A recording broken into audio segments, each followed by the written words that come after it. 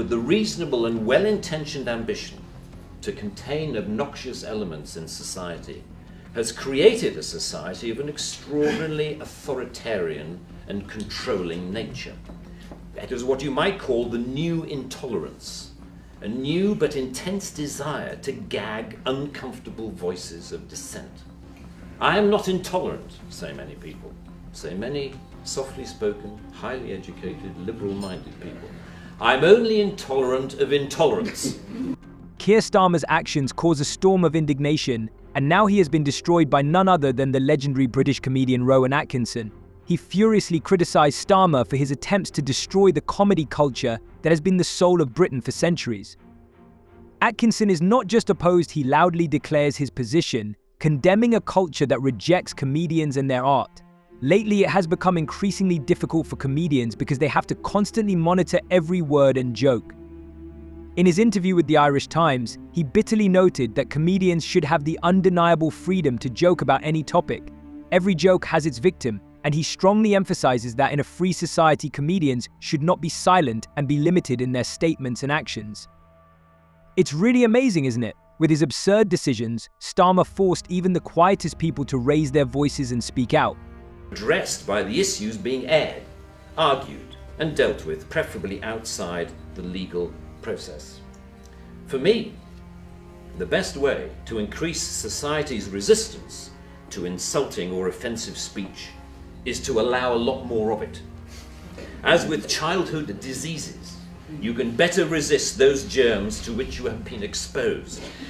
We need to build our immunity to taking offense so that we can deal with the issues that perfectly justified criticism can raise. According to Rowan Atkinson, the ideal life is freedom of speech and access to vital items. Sounds pretty simple, doesn't it? But let's be honest, many people in Britain are deprived of both, and we all know perfectly well who is to blame for this. Starmer went so far as to reduce payments for winter fuel, leaving more than 1.6 million poor pensioners without the necessary funds. These people are now deprived of heaters that could save them in the cold winter months. How can you leave people in such a desperate situation? This is not just a mistake, this is a real betrayal. Pressure's growing on Sir Keir Starmer to reverse his decision to cut winter fuel payments for the most pensioners. The head of Britain's largest trade union has accused Labour of picking the pocket of pensioners while leaving the richest totally untouched. The Prime Minister is facing a possible rebellion by some Labour MPs when the Parliament votes on policy tomorrow. However, Starmer felt this was not enough and once again put the safety and tranquility of people at risk by freeing thousands of prisoners. Now these people can walk the streets unhindered, and this is deeply disturbing. How can they treat the life and safety of citizens so lightly? This week, a suspected rapist was let out of prison by Keir Starmer. I'm not making this up. You'd have seen the news. The first few of 5,500 prisoners who were going to be released between now and the end of October, and he was immediately rearrested on suspicion of rape and sexual assault. And I know that young people who want to go out on Friday and Saturday nights, women perhaps more than men, are really scared about what's going on Britain's streets. And I tell you what, folks, letting people out of prison who are suspected of being rapists is not the right way to go. We need to build more prisons and keep people inside for longer. Tell me, please, give me some comments. So what the hell is the bottom line of this whole terrible situation? At first, people are barely making ends meet by giving their hard-earned money to ruthless thugs in suits, and now they are being robbed by street hooligans. This is a real nightmare for people who are now forced to live in constant fear, realizing that murderers are wandering among them again thanks to Starmer's irresponsible decisions. How can they be so indifferent to the fate of ordinary citizens who suffer because of his mistakes? This is not just a failure, it is a disaster, and it affects the lives of thousands of people. And your son Stephen Bell was murdered at the age of 22, and you're a knife crime campaigner, gainer. And, you know, the guy that did this was actually released early, wasn't he? Yes. But not only that, you know, I foresaw that he'd reoffend again, which he has done. He's reoffended for a violent crime. This guy, to me, is somebody that terrifies me to be on the streets. because before the age of 20, he'd committed something like 19 crimes. That was before he killed my son. He's reoffended. He was locked up again. He's been locked up for 2 years. I didn't find out until the parole hearing, which I was invited to attend, which he would not face me again. That's another subject, but not facing, the victims. Starmer did cause discontent among the British with his decision, but this is not the most serious of his actions. That is why Atkinson felt deeply disappointed when he discussed a number of events that had an impact on freedom of speech in the country. Most likely, this is where the underlying problem lies when politics becomes an instrument of manipulation rather than serving the people. Starmer, who seems cold and calculating, is playing his own game in which ordinary citizens become victims. At times it seems that somewhere out there, in the offices of power, they have long forgotten that the true strength of the state is in its people.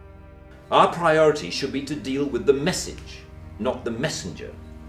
As President Obama said in an address to the United Nations only a month or so ago, laudable efforts to restrict speech can become a tool to silence critics or oppress minorities.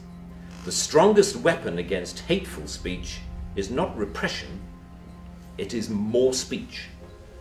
And that's the essence of my thesis, more speech.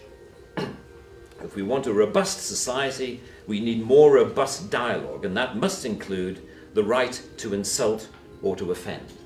Atkinson is a true legend, a key figure in the world of comedy, who has been bringing joy and laughter to the audience for many decades.